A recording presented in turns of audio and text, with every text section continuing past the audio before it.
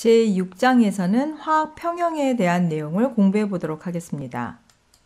그 소 챕터로는 평형 상수, 그리고 평형에 영향을 주는 요인과 화학 전지, 전극 포텐셜에 대한 내용을 중심으로 해서 공부해 보도록 하겠습니다. 앞장에서는 우리가 전해질이나 비전해질 용액의 물리적인 평형에 대해서 공부를 했습니다.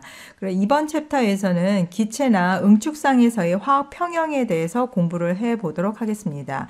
이 평형이라고 하는 것은 일단 시간이 경과해도 변화가 일어나지 않는 그런 상태를 얘기합니다. 즉 평형에 이르게 되면 반응물과 생성물의 농도가 일정하게 유지가 된다라는 것을 얘기하는 거죠. 즉 생성물과 반응물이 같이 존재를 하고 있으면서 더 이상은 변하지 않는, 그러나 끊임없이 움직이는 그런 동적 평형 상태로 반응이 진행이 되는 것을 얘기를 합니다. 그래서 평형에 이르게 되면 반응물이나 생성물의 농도가 일정하게 유지가 되는 거죠. 그렇지만 그 반응물 분자에서 생성물 분자가 계속 만들어지고, 또 생성물에서 생성물 분자에서 다시 반응물 분자가 또 계속 만들어지고 있기 때문에 전체적으로 봤을 때는 평형이고, 또 실제로는 분자 수준에서 보면 많은 활동들이 계속해서 끊임없이 일어난다라고 볼 수가 있는 거예요. 그래서 이러한 것들을 우리가 동적 평형이다라고 표현을 합니다. 그래서 연력학 법칙은 여러 가지 반응 조건하에서 평형을 우리가 예측할 수 있도록 해주는데요. 여기에서는 그러한 것들을 확인할 수 있도록 평형 상수라는 개념과 그 다음에 평형에 영향을 주는 여러 가지 요인들에 대해서 구체적으로 공부를 해보도록 하겠습니다.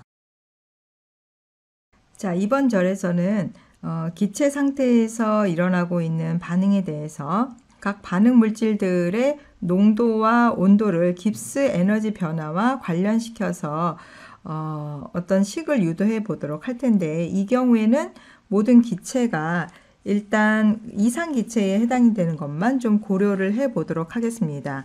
그래서 우선 그 반응식에 대한 가장 간단한 형태로서 A와 B가 이렇게 각각 평형 상태에 있는 그런 식을 하나 보도록 할게요. 여기에 해당되는 것은 뭐 시스 트랜스 이성질화 반응이라든지 또 사이클로프로페인 고리 열린 반응 같은 것들을 통해서 프로펜이 만들어지는 그런 여러 가지 반응들에 해당이 됩니다.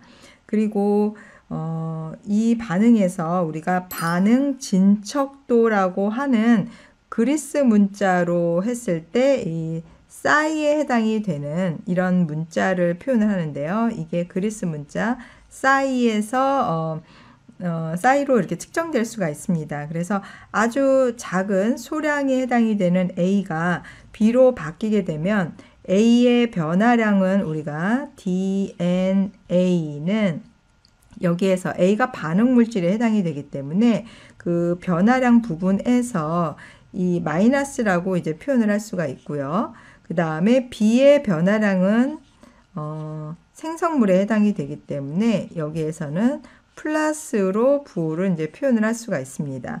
그런데 DN은 이제 몰수 변화를 나타내는 거고요. 여기에서 마찬가지로 온도와 압력이 일정할 때 깁스 에너지 변화량에 대한 부분들을 이제 다음과 같이 나타낼 수가 있어요. 그래서 G는 ADNA 플러스 UBDNB. 자, 이것을 다시 앞에서 우리가 나타낸 요 식으로 대치를 해보면 부호가 마이너스로 바뀌고, 그 다음에 진척도에 대한 표현으로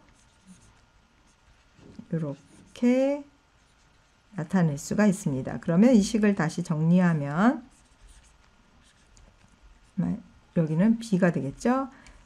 부호를 생각을 해서 이렇게, 자, 그러면 이제 이와 같은 식으로 나타낼 수가 있고, 여기에서 이거는 각각 그 A와 B에 해당이 되는 화학적 포텐셜에 해당이 되는 거죠. 그래서 이 화학적 포텐셜에 대한 부분으로서 다음과 같이 나타낼 수가 있어요. 이 차이는 화학적 포텐셜에서 이게 온도와 압력이 일정한 상태에서 각 반응 진척도에 대한 그 깁스 에너지 변화량에 대한 부분을 이렇게 나타낼 수가 있습니다.